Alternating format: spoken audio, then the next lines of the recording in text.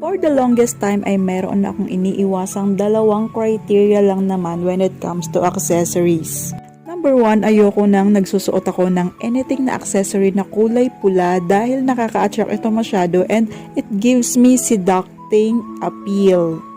Pangalawa, ayoko ng mga something na may heart shape dahil masyado akong nagki-cringe dahil parang in love ang dating.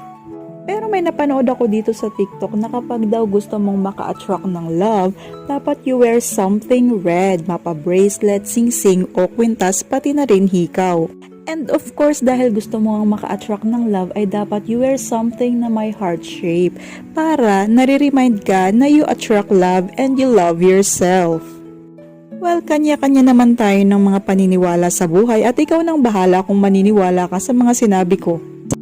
Pero kung gusto mo rin na magkaroon ng ganito, iiwan ko yung link sa yellow basket.